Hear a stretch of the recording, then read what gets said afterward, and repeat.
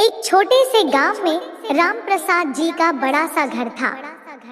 उनके 4 बेटे और एक बेटी थी। चारों बेटों की शादी हो चुकी थी और घर में 3 बहुएं थी, सुंदर, गोरी और घमंडी।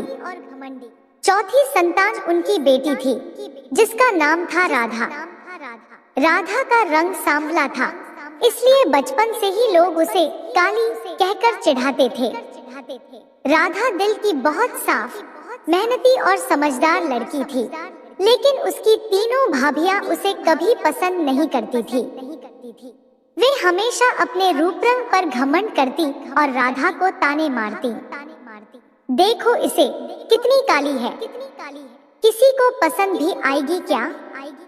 राधा चुपचाप सब सुन लेती और अपने काम में लगी रहती। वह सुबह सबसे पहले उठती, घर का सारा काम करती, माता पिता की सेवा करती, लेकिन फिर भी उसे कभी सम्मान नहीं मिला। तीनों भाभियां दिन भर सजीजी रहती, आपस में हंसी मजाक करती, लेकिन राधा को अपने साथ बैठने तक नहीं देती थी। जब भी राधा उनके पास जाती, वे उसे दूर कर देती। जा, अपना काम कर, हमारे बीच मत बैठ। राधा का दिल कई बार टूटता, लेकिन उसने कभी किसी से शिकायत नहीं की। उसकी माँ उसे समझाती, बेटी, रंग से कुछ नहीं होता, इंसान का दिल साफ होना चाहिए। समय बीतता गया। एक दिन गांव में खबर आई कि शहर से एक बड़ा परिवार अपने बेटे के लिए लड़की देखने आ रहा है। पूरा गांव उत्साहित था। राम प्रसाद जी के घर भी वही लोग आने वाले थे, क्योंकि उनका परिवार बहुत सम्मानित था। यह सुनकर तीनों भाभियां बहुत खुश हो गईं। वे सोचने लगी कि शायद उनके किसी रिश्तेदार के लिए रिश्ता आएगा या वे अपनी सुंदरता दिखाकर लोगों को प्रभावित करेंगी। अगले दिन घर में खूब तैयारी हुई। भाभियां महंगे कपड़े पहनकर, गहनों से सजकर बैठ गईं। राधा को उन्होंने जानबूझकर पुराने कपड़े पहनने को दिए और कहा, तू अंदर ही रहना, बाहर मत आना, कहीं हमारी बेइज्जती न हो जाए। राधा ने चुपचाप उनकी बात मान ली और रसोई में काम करने लगी। कुछ ही देर में मेहमान आए।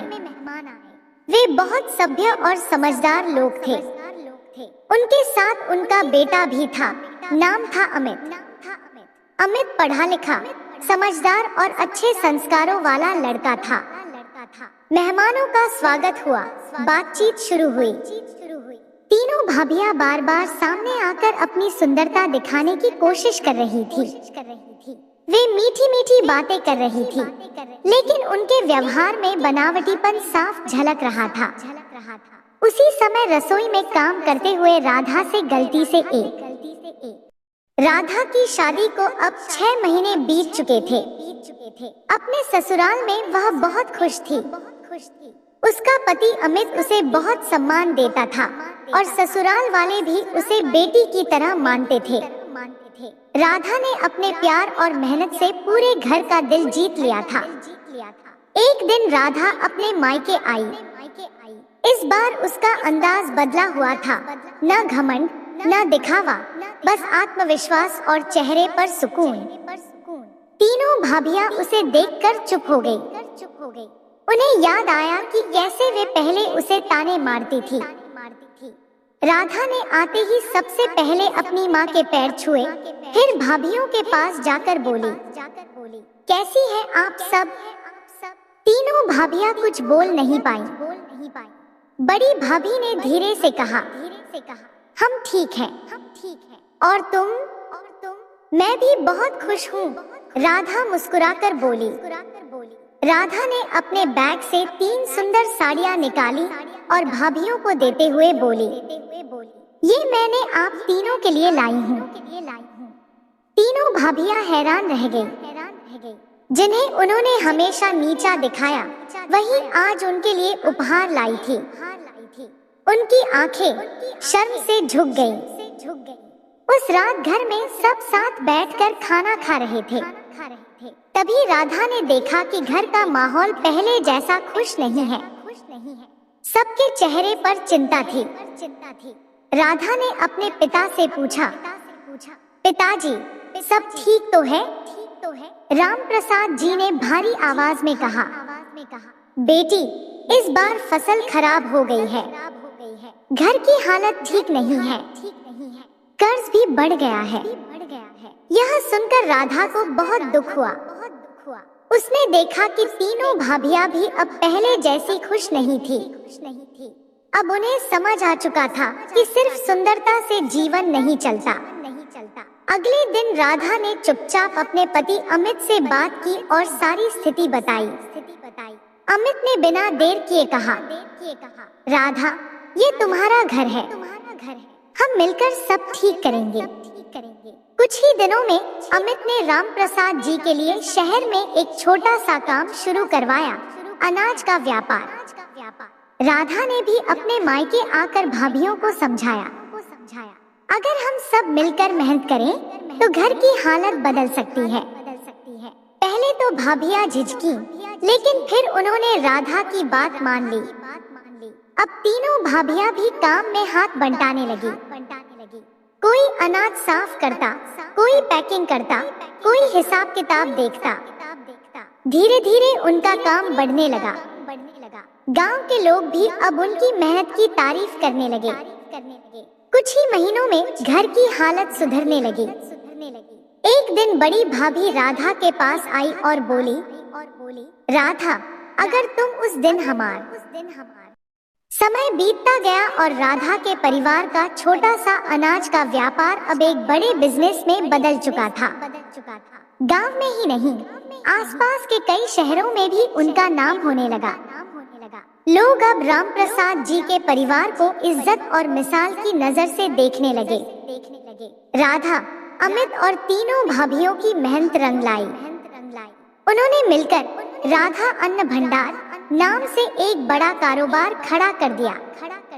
तीनों भाभियां अब पहले जैसी नहीं थी। उनके व्यवहार में विनम्रता आ चुकी थी और वे हर काम दिल से करती थी।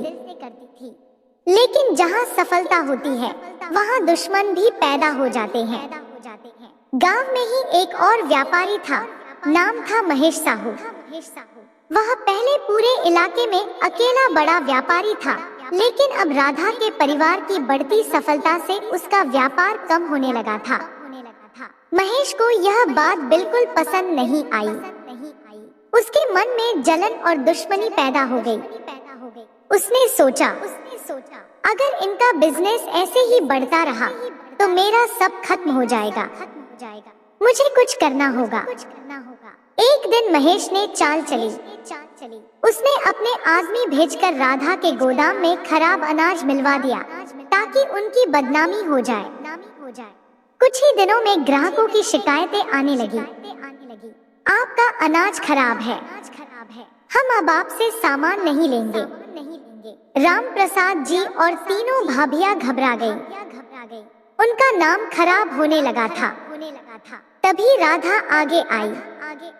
उसने शांत दिमाग से कहा, घबराने की जरूरत नहीं है, पहले हमें सच्चाई पता करनी होगी। राधा ने खुद गोदाम की जांच की और उसे शक हो गया कि यह सब जानबूझकर किया गया है। उसने अमित की मदद से पूरे मामले की छानबीन शुरू की। कुछ ही दिनों में सच्चाई सामने आ गई। महेश साहू ही इस साजिश के पीछे था। तीनों भाभियां गुस्से में थी। हमें उसे सबक सिखाना चाहिए।